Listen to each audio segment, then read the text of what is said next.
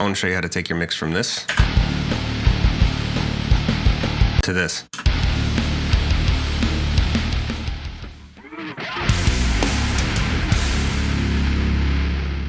So Sleep Token, they're blowing up right now, rightfully so, because they're great. So I want to make a step-by-step guide of how to get close to a Sleep Token mix. I'm going to show you what I'm starting with.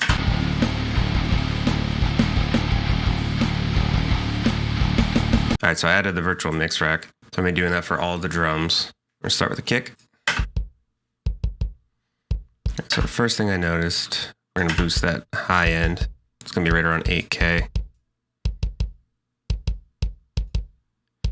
And right around 3K.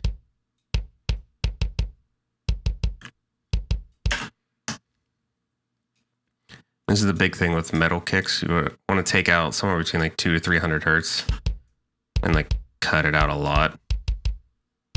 And you could hear the difference on that.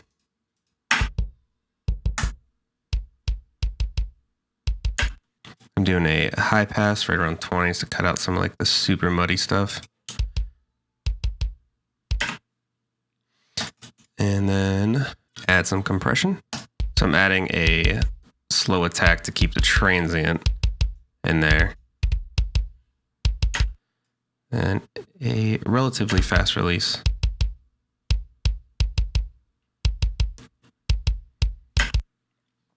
I think I might take out some more of this 200. It's a good starting point. For the snare, I have two different snares. I got the actual snare sound.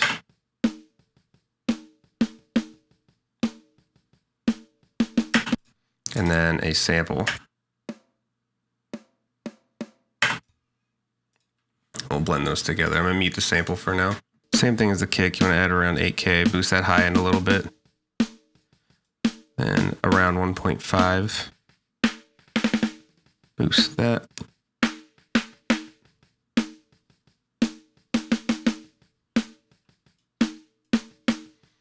And take out a little bit of the, what's that, around 880. And then with the snare, you want to boost around 200. That's going to give your snare the body.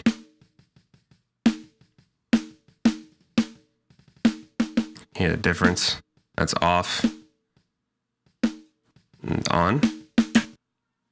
Take away some of that body a little bit. Yeah, I like to compress my snares pretty hard.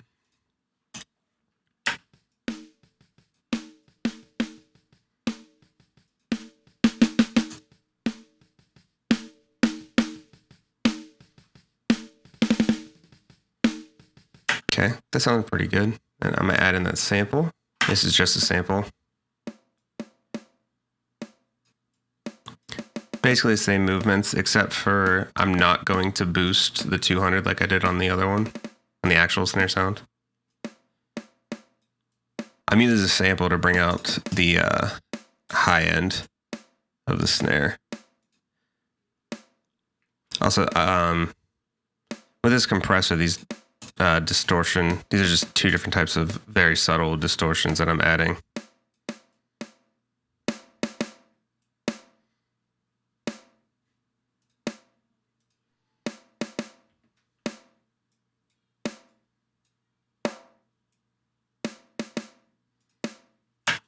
Our snare together now.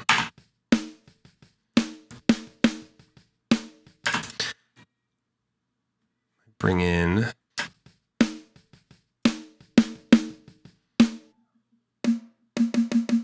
not a fan of that frequency. I'm gonna cut that out.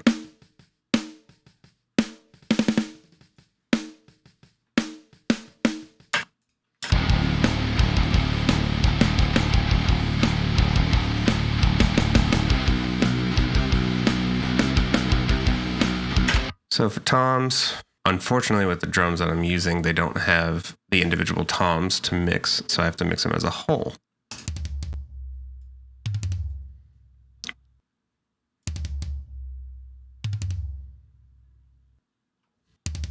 Bring out a little bit of high end, not much. You don't want to overpower the high end.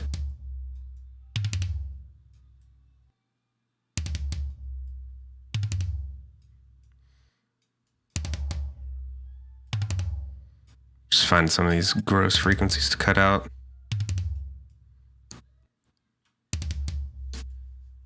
No, so I did very subtle moves here.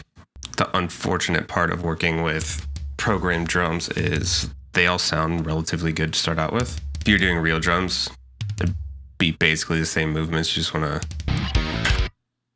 accentuate them a little bit.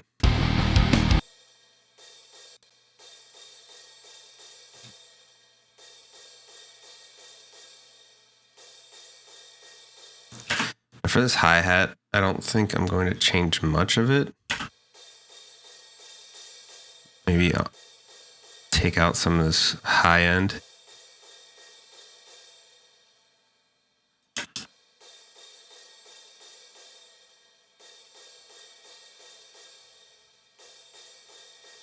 I'm gonna add a high pass as well.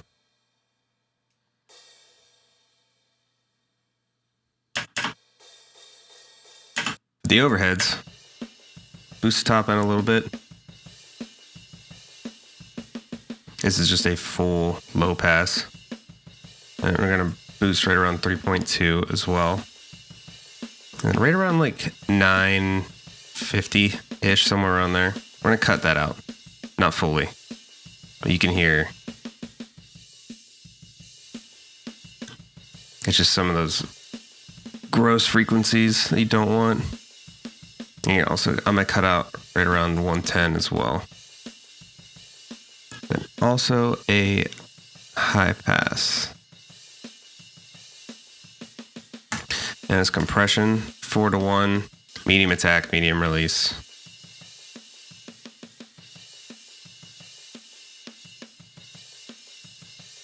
I'm just gonna take out a little bit more after the compression, that 950-ish.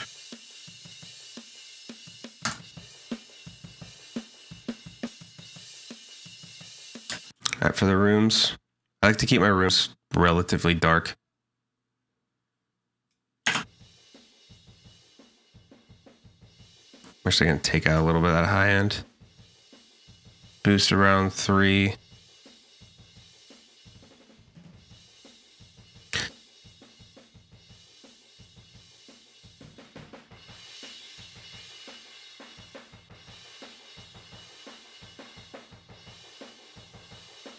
Same thing, right around 950.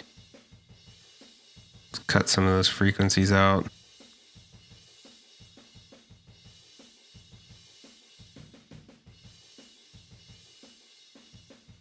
And just a little boost of 80. And do a high pass up to 50. All this drive is doing is adding a little bit of saturation. Depending on the mix, I like to compress my rooms pretty hard. It was 10-to-1.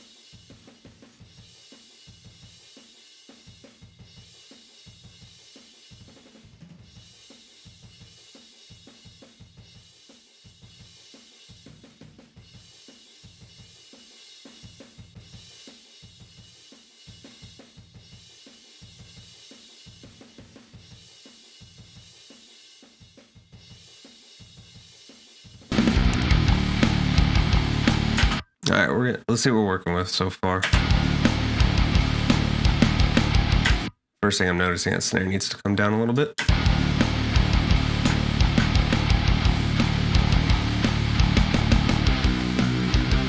All right, that's sitting better. All right, here's where the fun part comes in. So this is basically some parallel compression.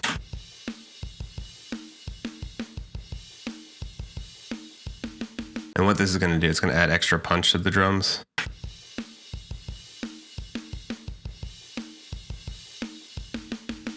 Yeah, 3.2 boost. Kind of do this similar to the rooms.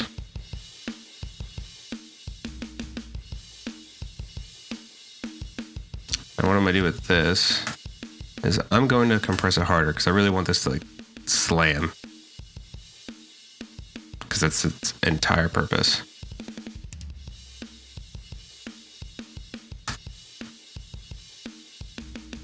What I'm also going to do I'm bringing Saturn. Go to saturation.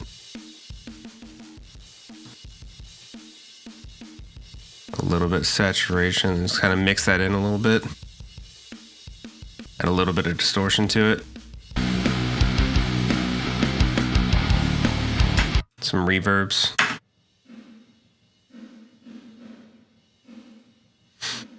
Not gonna do much of this. I'm gonna take out a little bit of those 950-ish. That's it. Very subtle.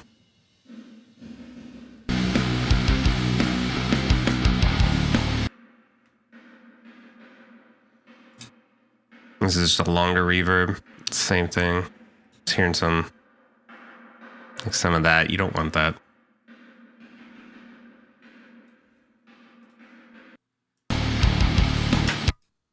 And this is dirt. So I'm just gonna compress this a lot. It already is. This is gonna be gross. But after I did that, I want to bring up this, and there's a really gross frequency in here.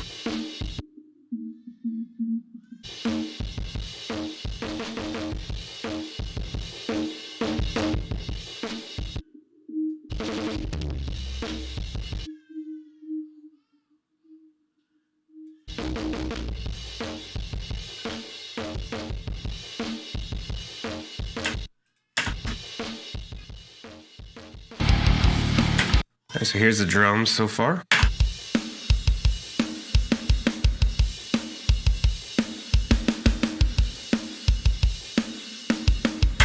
Bass. It's a program bass. For the bass, I have this.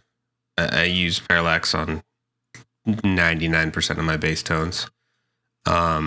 This one's meant to emulate George Lever's bass tone, who actually produces Sleep Token, except for their newer stuff. But this is what that sounds like.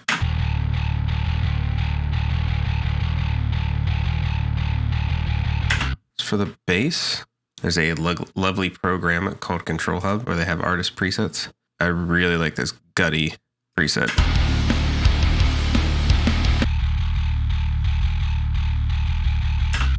Now when you're using presets, always tweak them.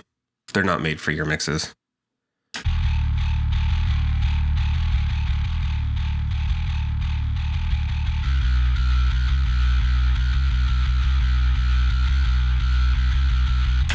If you want to do this without this, nice thing about this plugin is you can see what they're using up here.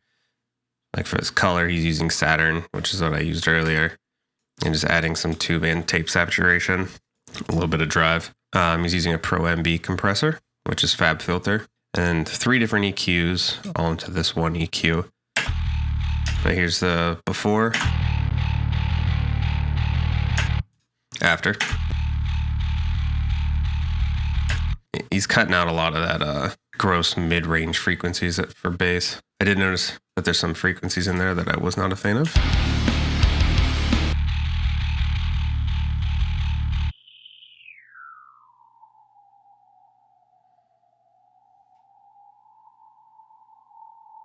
Yeah, right there.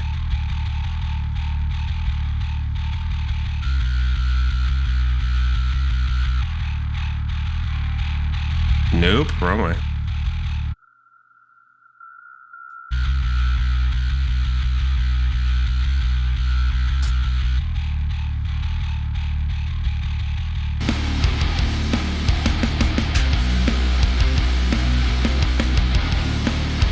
Onto guitars. So for the guitars, using Neuro DSP's Nolly, and a little trick that I like to do with this, and I love that you could do this. I like to turn this amp off, which is going to sound like doo-doo. Sorry for your ears. Then there is a plugin for these studio cabs. Make sure you turn the cabinet off, like these two. Like that. And I believe it's that. Turn that master EQ on.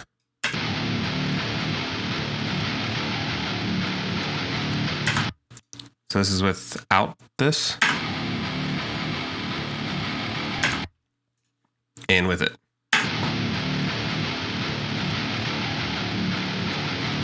As for the Nolly, I just have this overdrive on.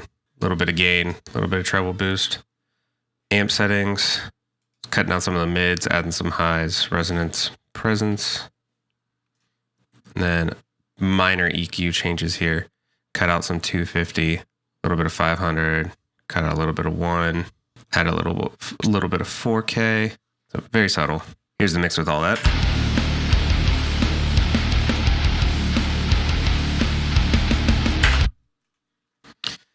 And then we have some post-production, some pianos.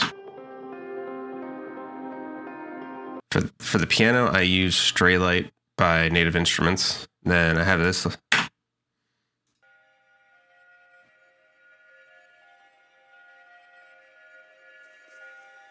That's also Straylight. The synth lead is Anna from Slate Audio.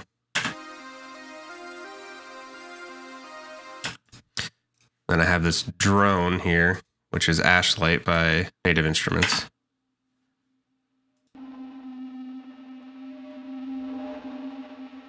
And all this together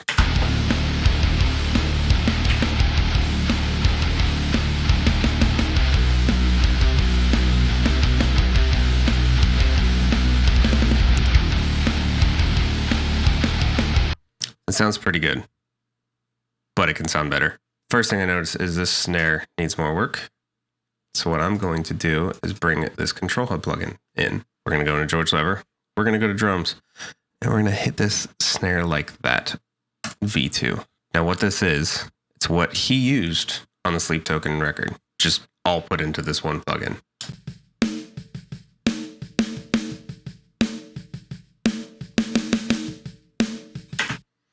So I'm just adding a little bit of treble here.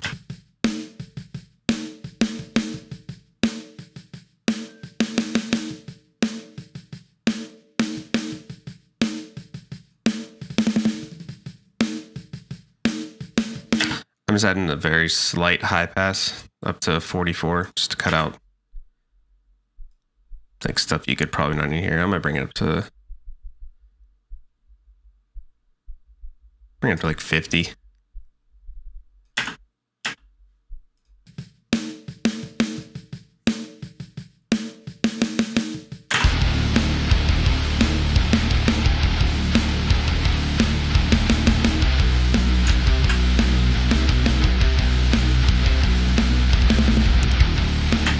So this is without the control hub.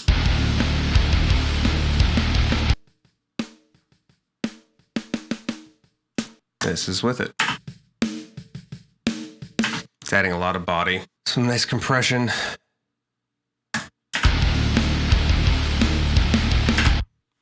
Then another thing I noticed was the toms. The toms aren't great yet.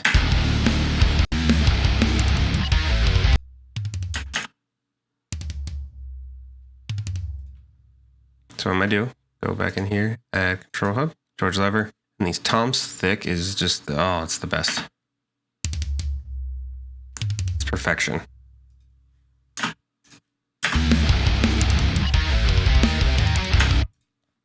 Listening back though, I'm hearing that I want to take out that top end that he added in there.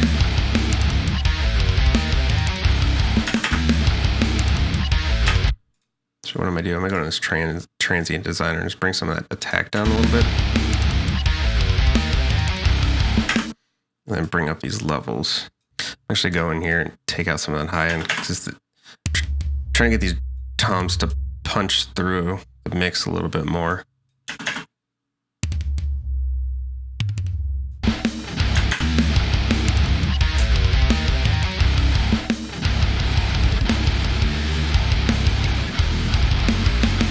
Then for the final touches, I have my effects chain here. So what this is doing, this is a multi-band compressor. I basically can compress each individual band if I need to. Just very slight adjustments. Overall control.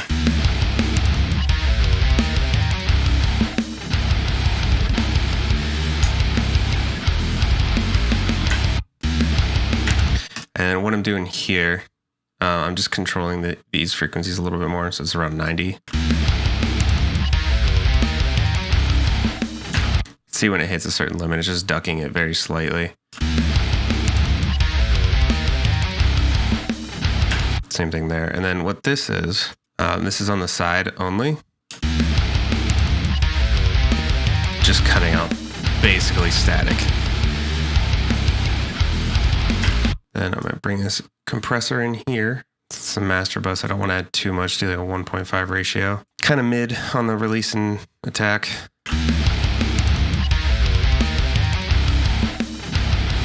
On the master bus, don't overdo it. That can ruin a mix.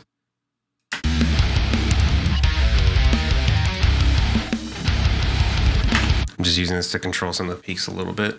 Add a little bit of saturation here. And then soothe. This is the best thing ever. So what this is doing, it's getting rid of some of these frequencies here. This is the opposite of an EQ. So it might look like these are boosted, but it is telling the program to duck these basically. So this is what it's getting rid of.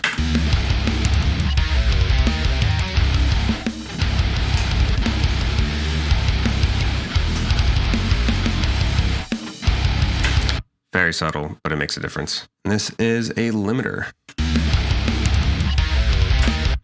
I have it set to this punchy. Then look ahead is nothing. Attack, release. Basically what I'm doing, I'm just lifting this up until I see that these peaks are getting controlled.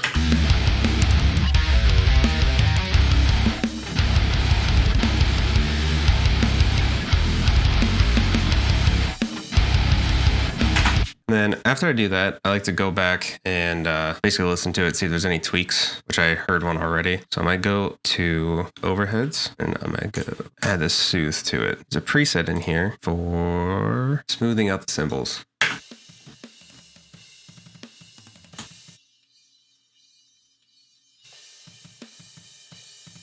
I'll accentuate it so you could hear it. That's obviously way too much.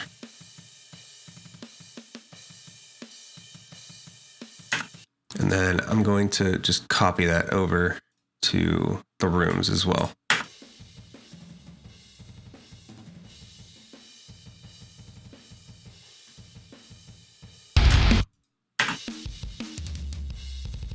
Then I copy that on that compressor. See where we're at.